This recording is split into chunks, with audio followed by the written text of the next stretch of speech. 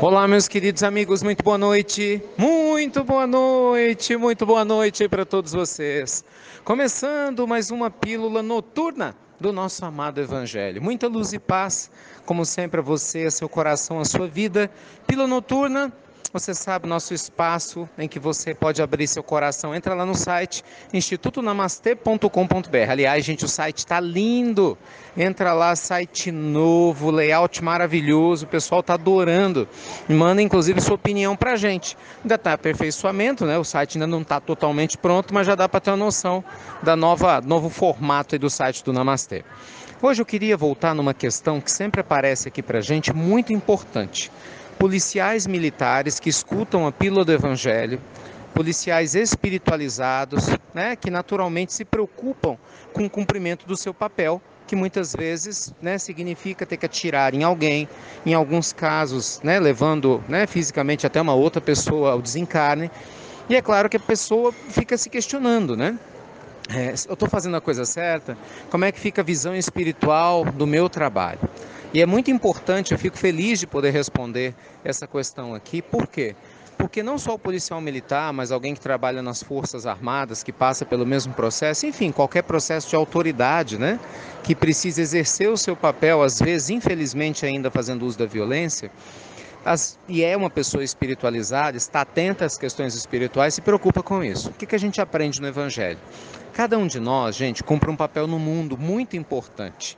E o nosso papel, ele é conhecido por Deus. E naturalmente a nossa alma, a intenção que vai na nossa alma, é que determina o nível de gravidade ou não do possível equívoco ou o nível de mérito dos possíveis acertos que a gente tenha.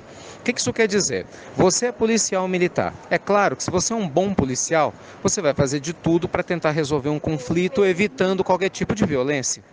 É natural que você faça de tudo para cumprir com o seu dever sem jamais ter abuso de autoridade. Mas se infelizmente, em uma dada circunstância, você no cumprimento do seu dever, por força única e exclusiva da necessidade, você acaba tendo que atirar e isso acaba ferindo mortalmente alguém, a responsabilidade desse desencarne não é sua, é da pessoa que começou a fazer coisas erradas, se colocou na posição de criminoso, forçando você que estava no cumprimento do seu dever a agir. Entende a diferença? Você não está ali porque você quer. Agora vamos imaginar um outro policial militar que tenha tendências negativas, que tenha tendências de vingança, que tenha tendências nocivas e que se aproveite, né, da postura de ter uma arma, de ter essa visão social, né, de defender a sociedade para dar vazão aos seus instintos. Com certeza, esse ao cometer equívocos, né, ao exagerar em qualquer tipo de ação que vier a ter, vai responder perante a lei divina. Percebe a diferença? Mesma coisa acontece com o juiz. Imagina só um juiz que está lá julgando alguém e declara a pessoa culpada. E muitas vezes o juiz ele erra no juízo dele, mas acreditando que está fazendo a coisa certa. Ele não sabe, muitas vezes, de uma série de situações, né, que envolve a pessoa que está sendo julgada. E a mesma coisa pode acontecer, né, dele tanto acertar quanto dele se equivocar. Tudo vai depender da intenção, se ele está cumprindo bem o seu papel, se ele é uma pessoa que se preocupa em ser uma pessoa justa ou não, percebe? Então, cada um de nós, meus amigos, pode se equivocar em qualquer área. Um professor, por exemplo, pode fazer mau uso da sua capacidade de educar e deixar de beneficiar um aluno. É claro que ele vai responder por isso. Né? Do mesmo jeito que um bom professor vai ter um mérito pelo seu esforço. E assim com o médico, com o advogado, com o pedreiro que é irresponsável e uma casa cai por culpa dele, vai responder. Da mesma maneira que um pedreiro responsável e atencioso com o seu dever tem os seus méritos e assim por diante. Então, o que é importante para nós é cada um refletir sobre o nosso papel no mundo e se estamos sendo conscientes na entrega daquilo que a gente faz, né? Com a proteção de Jesus. Tá bom? Gente, muito feliz ontem com o lançamento, né? Muitos de vocês, inclusive, assistiram a palestra de lançamento do Uninamastê. E mais do que o Uninamastê, a gente falou de um tema fantástico, né? Como ter uma vida extraordinária e feliz, com mais detalhamento, deu tempo de responder perguntas das pessoas. Nós compartilhamos 5 dicas. Essa palestra está disponível no YouTube. Se você achar que vale a pena, é uma sugestão carinhosa, assista. Eu acredito que possa tirar dúvidas de muitos de vocês sobre alguns assuntos, que aqui na Pílula a gente fala de maneira mais rápida. E que numa palestra palestra mais delongada, é possível tratar com mais riqueza de detalhes.